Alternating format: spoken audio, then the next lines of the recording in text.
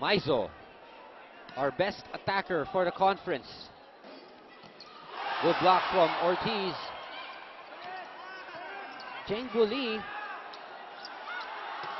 That is outside from Carolino. It was very clear already just from the approach. Ano, ang layo na niya. Tapos yung trajectory ng bola was a bit high. Palipad no? Palipad. Oo, palipad.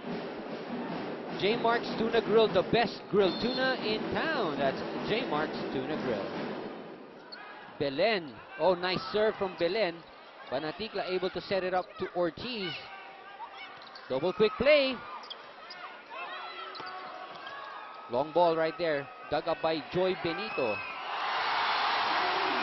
And again, USC blocking, working wonders. Once again, ako, this is something that's very consistent Yes. throughout the set. And I can see Jeng Buli breathing very heavy here in the first set, no? Parang naghahabol na agad na. This could be a big factor for the San Sebastian squad. USC on top 20-16 here in the first set. This time she gets it off the block, and you can see her. Catching her breath. Yeah, catching her breath.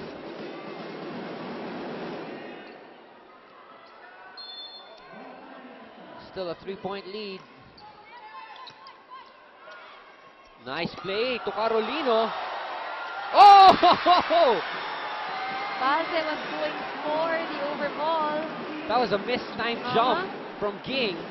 2 points na lang, San Sebastian on the comeback trail. Lead down to 2 points, 80-20. Shakey's, if it's fun, family pizza, it's gotta be Shakey's. Ging Baze redeems herself with that quick attack. 21-18. Very close here in the first set. M. Carolino. That's too high. Roses gets blocked. Good cover right there.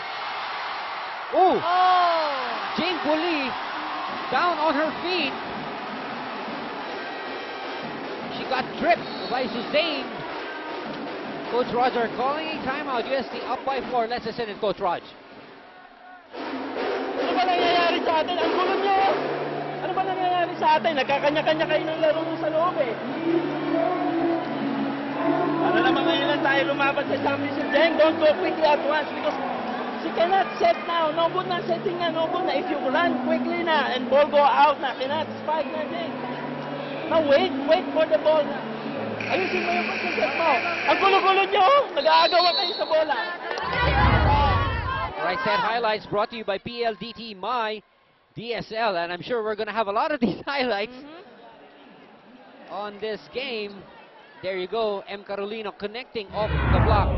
Those highlights brought to you by PLDT My DSL. And what did you get from that timeout of Coach Roger, Ann? Well, clearly what we can see is na nagkakagulo nga naman itong San Sebastian sa loob. Ano? So, Coach Roger was calling out to the team na mayroon sa loob para namang unang beses nga naman lang lumaban ng championship. Yeah. Eh, this is a champion team. And, you know, Of course. Like, yung movement na hinahanap niya at gusto niyang makita, hindi pa niya nakikita. That's right. Good serve there from Buali. Banaticla off speed. Oh! Even Buli, who was on the floor, had to be the one to save that play. Rhea, back set to Eyes. I like this play of USC. This one is going out though. That was a good timeout from Coach Roger. The right timing to stop the momentum of USC. And of course, our referees here in the Shakey's V-League would like to say hi to Jaafar Ali Nasib from Bahrain. He's an FIVB refereeing delegate. Oh, nice drop.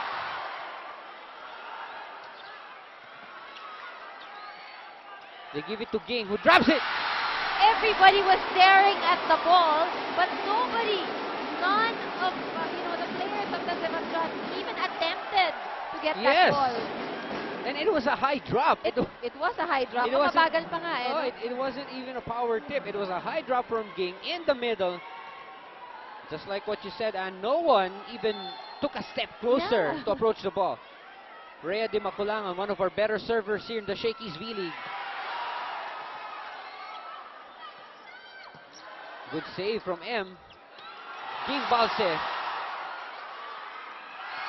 They pick it up.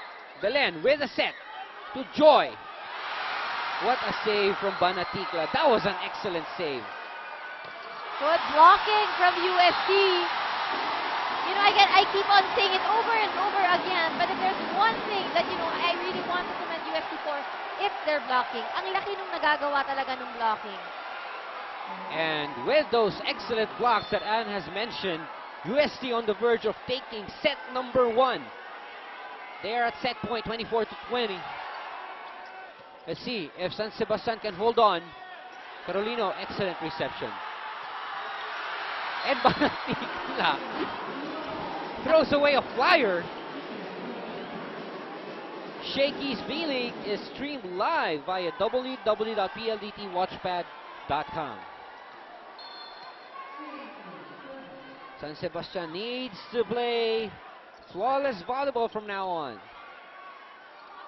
Maizo finishes off San Sebastian here in the first set. Our best attacker of the conference, Aizo Maizo, delivering the final blow here in the first set. As you take a look at our Shakey's shake and play, of course, courtesy of our best attacker, Aiza Maizo.